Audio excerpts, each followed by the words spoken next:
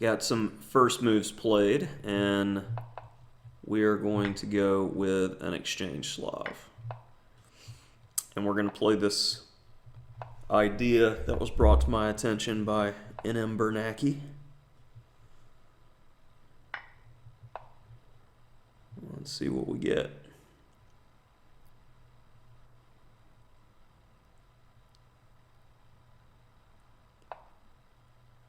Huh. This looks good for white.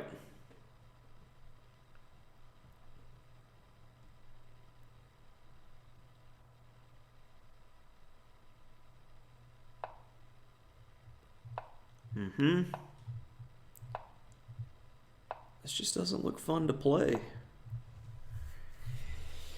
For black.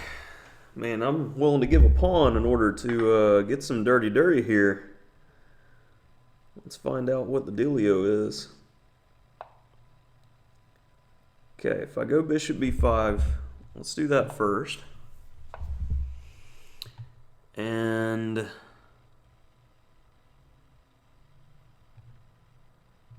let's grab that and then protect the pawn and hit stuff. Seems reasonable.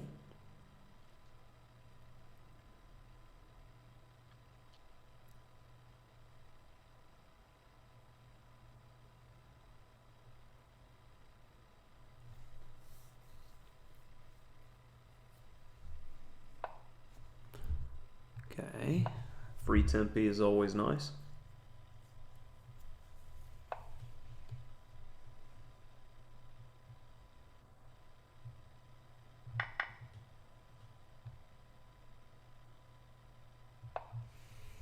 Seems like a good spot.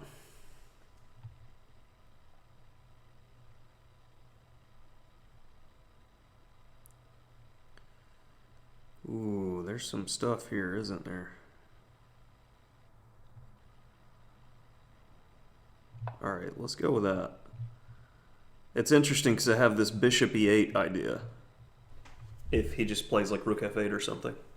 But if I simply castle afterwards, that f-pawn can be dangerous. And I still have discoveries with the knight. So this is turning into very, very interesting. Okay, if I go bishop e8 and he goes bishop d7.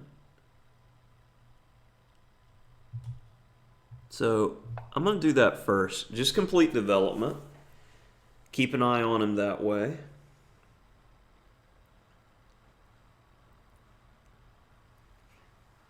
But it's hard for black to finish his development here. That leaves me optimistic.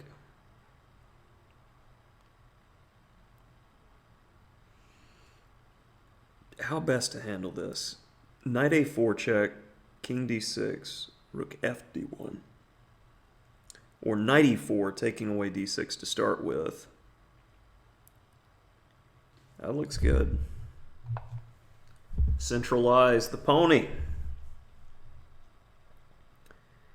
Where's your king going? b8.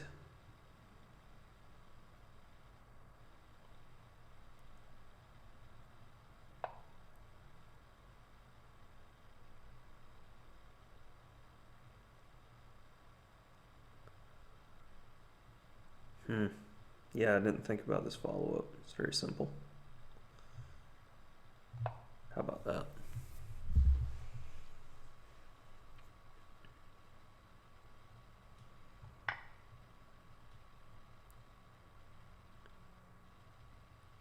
And my idea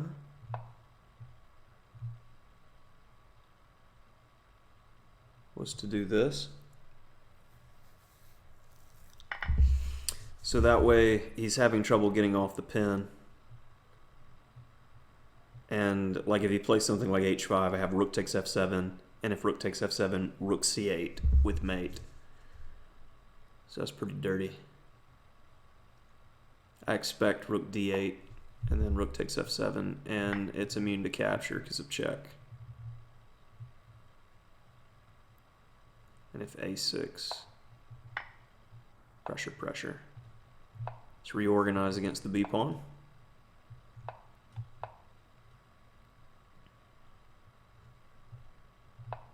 No weaknesses, no problems.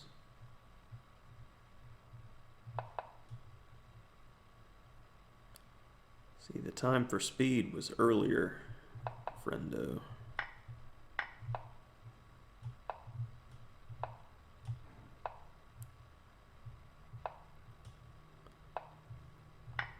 Yahtzee.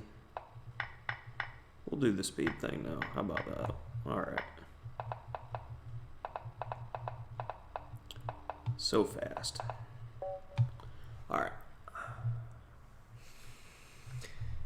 So interesting little variation in the Slav for you guys. And let's... The Exchange Slav. It's hard to put interesting and Exchange Slav in the same sentence, but as you can see, the stats aren't terrible for white. I mean, a move like Queen B6, according to the engine, just puts black better. But it's okay to speculate at times because here, DE, D5, Knight E5 has got to be the move. And then I was looking at testing him and seeing what he does after Queen D4. Because E takes F3, if you take this guy, F2 check is actually a key move, and you need to know that variation for black, that being that follow-up idea. I did not know that. So actually, D5, Knight E5 makes a lot of sense now that I know that Queen D4 is bust. So F takes E4, E6, and you don't want to try to grab this pawn because of Bubba 5 check, and then E5, and that looks really good for white. So Bishop D6, and looks like we're getting a roughly equal position, but there's some dynamics here. It's not your typical Exchange Slav, so you might be interested in that. All right, so D5, but Knight B8, something feels wrong about that one, and then especially him allowing me to get this nasty play. Let's see the best way to follow up here. Okay, Queen takes D8 immediately,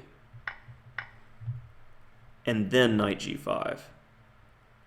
They like it better. Makes sense. So it's hitting on the right ideas, just not as clean. Bishop F4 because it's free. That makes sense. It wanted Knight F7 immediately, but he encouraged me, so I ended up getting a better version of what it wanted. So that worked. Yeah, simple and effective. Rook Fe1. Because if there, we have that. And yeah, that's all she wrote. Knight E4. And Knight E6 just wins on the spot. Should have just done that. Yeah, it's ridiculous. All right. Yeah, this is fatigue after a long day of work. Missing these tactics in these games. Rook takes. And overall, I feel pretty good about that one because the preparation example from a very, very simple opening was nice. And then this is a cleanup job. And then since my opponent was really trying to bullet out the moves, wanted to see how fast he was. And then not much to discuss there at that point. All right, that'll do it for this very interesting Exchange Slav with F3.